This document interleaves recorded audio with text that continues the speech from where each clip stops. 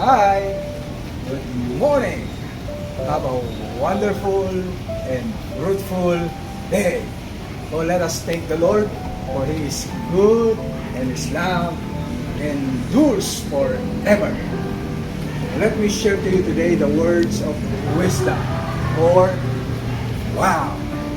This is a divine wisdom from the book of Proverbs because I believe with all my heart that the Proverbs a day keeps the fools away. So listen, my friend, and learn this powerful principle for life.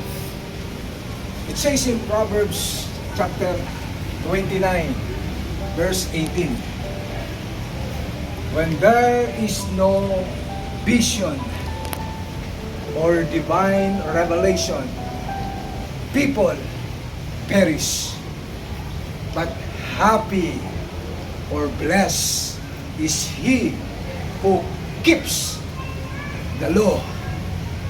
My friend, learn the value of vision.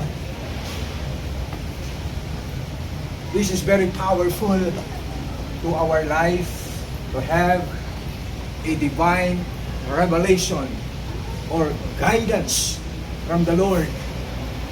Because when you have no vision or revelation, your life will become aimless, purposeless, and there is no impact to this world.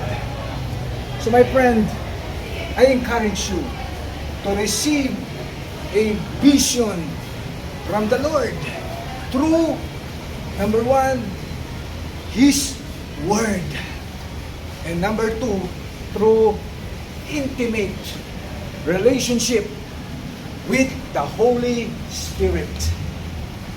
So my friend, always remember the power of vision that gives direction and inspiration.